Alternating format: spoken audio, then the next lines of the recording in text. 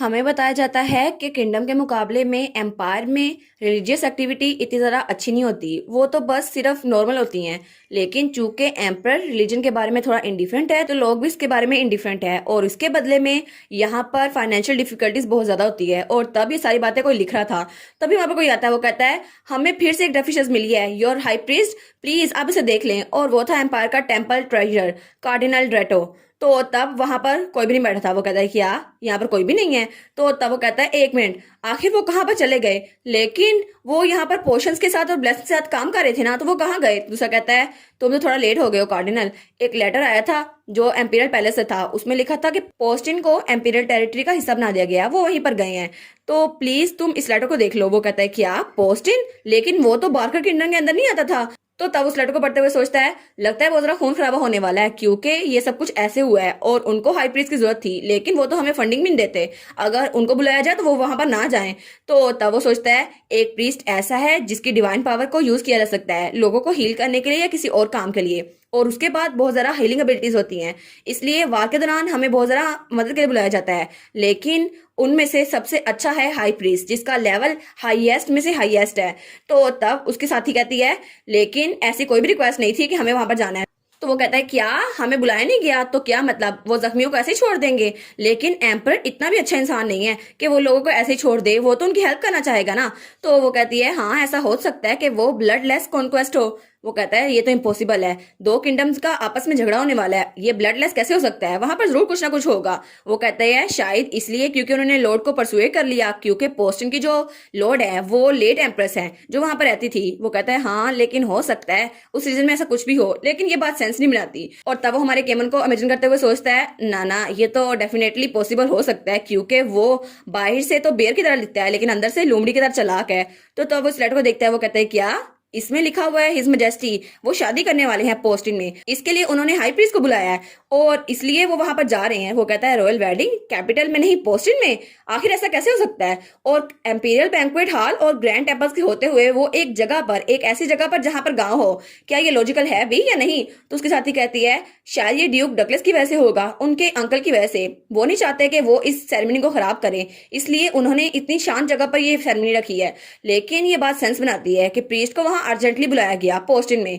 और वो कहता है इन केस ड्यूक डकलेस इस मैरिज को अपोज करें, इसलिए हाई प्रीस्ट को विटनेस के तौर पर वहां बुलाया गया ताकि कोई मसला ना हो। वो कहता है फाइन। तो वो कहता है ठीक है हाई प्रीस्ट को कहो वहां ना जाएं, अगर वो वहां पर किसी भी सूरत गए तो मैं उन्हें माफ नहीं करूंगा, और अगर वहां पर वो गए भी फिर भी अपनी वर्थ को बहुत ज्यादा ऊंचा रखें, जितना पॉसिबल हो सके उतना। वैसे भी वो हमें फंडिंग नहीं देते। तो उसकी साथी कहती है लेकिन तुम तो लेट हो गए, हाई प्रीस्ट तो पहले निकल गए। वो कहता है क्या वो चले गए? लेकिन क्यों? तो वो कहती है जैसे ही उनको पता चला कि वहां पर सरनी होने वाली है वो तो आराम से उठते हुए वहां चले गए। वो कहते हैं फेयरवेल एवरीवन। और जैसे उन्होंने लेटर पढ़ा वो खुद को रोक ही नहीं पाए। तो वो कहता है क्या हाई प्लीज प्लीज सब लोगों में से आप नहीं, ये रियल लाइफ है, ये बिल्कुल भी हेल्पफुल नहीं होने वाला। और तब हमें दूसरी तरफ का सीन दिखा रहता है जहां पे हमारी हीरोइन खाना बना रही थी। तो प्लीज कहता है तुम क्या बना रही हो आखिर? और वो सोचता है ये इतना भी जरा प्रॉमिसिंग नहीं लग रहा, पता नहीं कैसी डिश होगी। तो हमारी कहती है फिक्र ना करें हाई प्रीस्ट, आप हमारे प्रीशियस गेस्ट हैं, इसलिए मैं अच्छा काम कर रही हूँ। और तब हमारी हीरोइन ने तो जल्दी कपड़े बदले थे और खाना बनाने लग गई थी। वो कहता है अच्छा मैं तुम पे ट्रस्ट करता हूँ, लेकिन उसे उस पर ट्रस्ट नहीं था।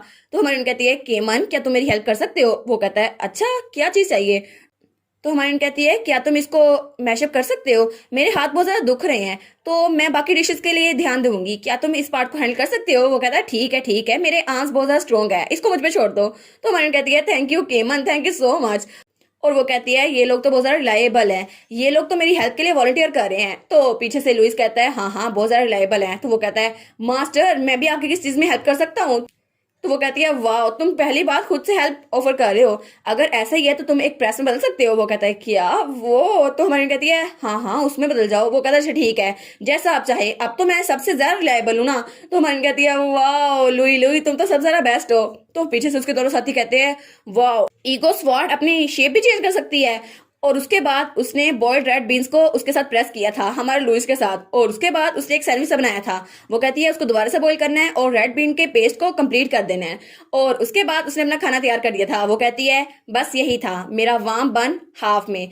जिसमें रेड बीन पेस्ट और बटर चिपका हुआ है, और आज का लंच है रेड बीन बटर बन, कंप्लीट हो चुका है। तो तब वो कहती है आप लोग इसे खाना पसंद करेंगे? तो तब वहां पर देखती है तो वो दोनों बहुत जरा अजीब नजर से उसे देख रहे थे। वो कहते हैं मैंने इसको देख तो लिया लेकिन इसकी शक्ल अजीब सी लग रही है। तो दूसरा कहता है आखिर इसमें जो ब्लैक कलर की चीज है ये आखिर है क्या? तो हमारी सोचती है इनके लिए ये नहीं होगी ना, यहाँ पर रेड बीन का पेस्ट नहीं इस्तेमाल किया जाता, तो शायद इनको अजीब लग रहा हो। वो कहती है एक बार चख के देखो, ये जो ब्लैक कलर का स्टफ है ना, ये रेड बीन का पेस्ट है, ये बहुत ज्यादा स्वीट है, इस पर चख के देखो।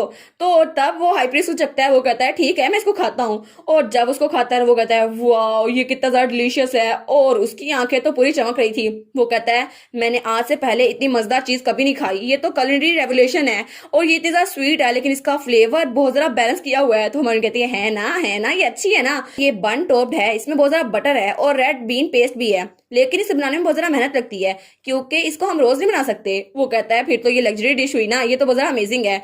तो तब वो दोनों कहते हैं अच्छा ये मजे की है, तो फिर हम भी इसको खाने की कोशिश करते हैं। तो हाई प्रीस्ट कहता है मुझे एक और मिल सकती है? तो हमारी उन कहती है अभी तो तुमने खाया था, एक खा गए जल्दी जल्दी।